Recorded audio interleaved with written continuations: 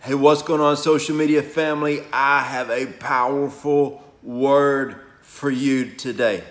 Hey, y'all like my cap? It's game day. My daughter's got 3 volleyball games in a tournament today. I'm a volleyball dad. Love me some volleyball. Let's get into this word. I received this word in early morning prayer.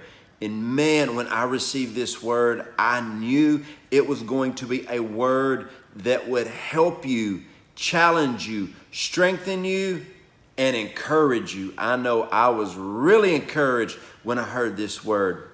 It was warfare and building. Ooh, 2 of my favorite things right there.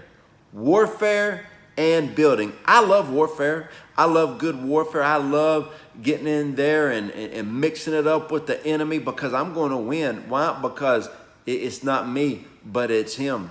The Lord's never lost a battle. He's not going to lose one today. And you got to understand that the greater is he that is in me than he that is in the world. So when you go into warfare, you're going to gain ground for the kingdom of God. You're going to advance in the things that God has called you to do. So that's warfare.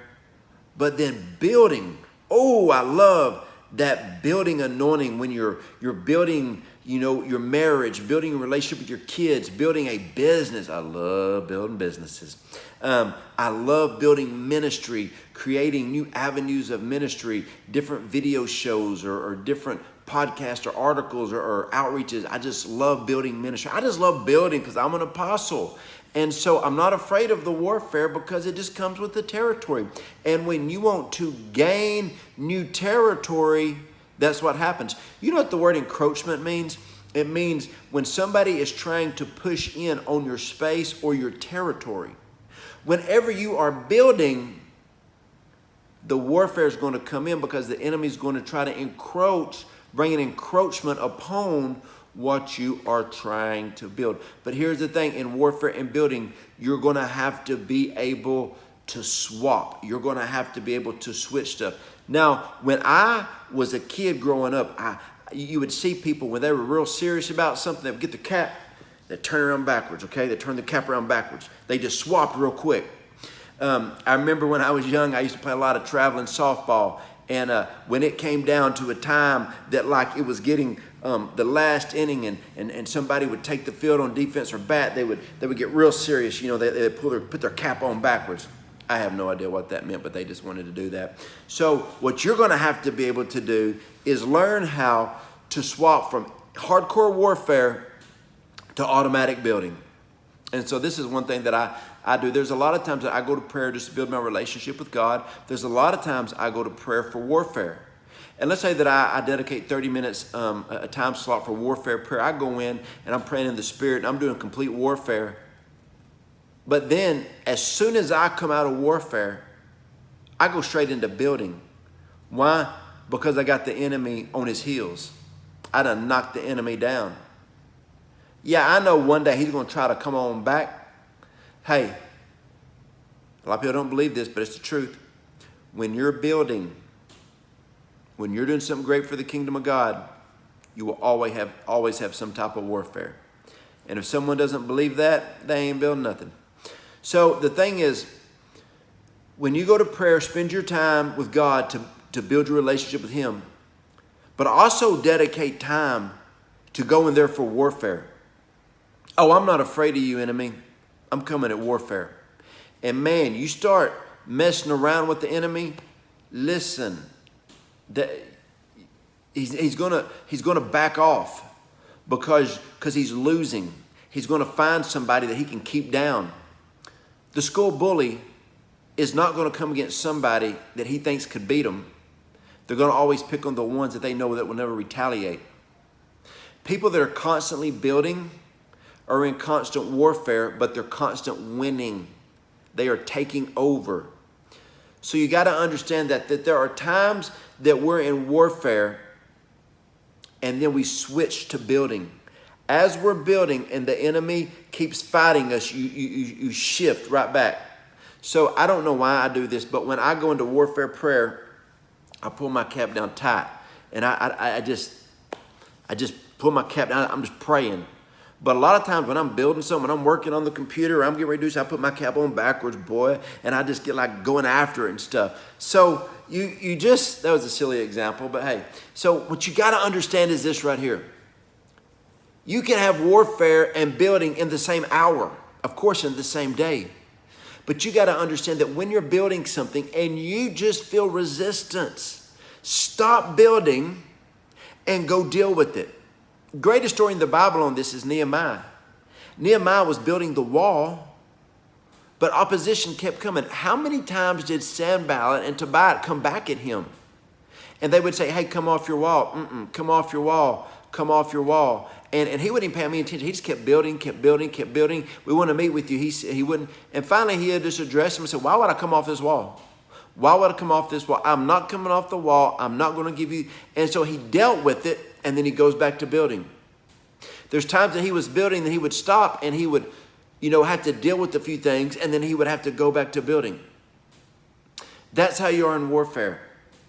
A lot of times people call me, and this is why I love being an apostle. People call me and say, oh, Apostle Joe Joe, I'm in so much warfare. I said, great. What are you building? Like, what do you mean, what am I building?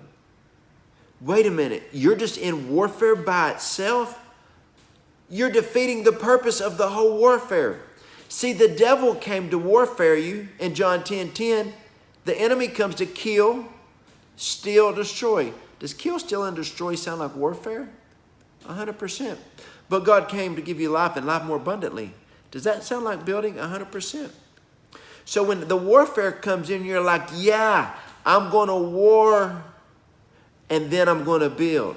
See, here's what happened. Sanballat and Tobiah, they came at Nehemiah, and they would address him. He kept working. They would address him. He'd keep working. They would address him. He would have to address back. They would get mad because he overcame, so they would go and plot and plan. They'd come back a few days later. He would overcome. They would go back, plot and plan, come back a few days later. He would build. They would go back, get more people. They would come and naysay him and do murderous threats and all this stuff. He would address them. They would leave for a few days and come back. But then what happened? The wall was completed. He warfared the whole time, but he built the whole time, and he completed his assignment. The reason a lot of people are not completing their assignments is because when they enter into warfare, they don't build. You don't build every other day. You build every single day.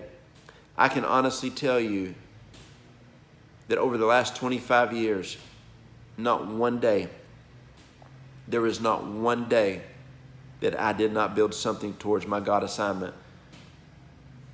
I tell my family we're on vacation. We'll go to whatever, Disney, the beach, wherever they want to go, take a few vacations a year, that I'm going to work a little bit each day. If we're going to a park all day, at a theme park or something, or Six Flags, I'll make sure that I get up a little early, but I got to work on something. I'm always building, okay? A lot of times I feel like I'm in some type of warfare, but I'm always spending that extra time in engaging in warfare prayer because I'm going to win. I'm going to win at everything I do.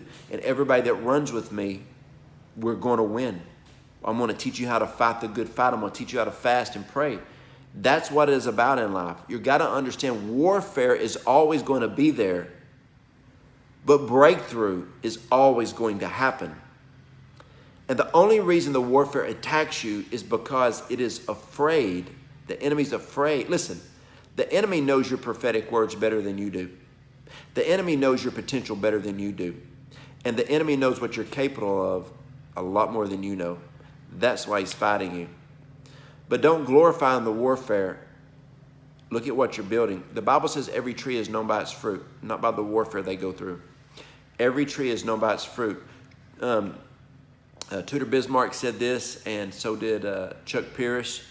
Real similar phrases, but apostles and apostolic people are known by their scars more than their gifts. Because we've been through so much. You can go into warfare and you can win, but you're going to have some scars.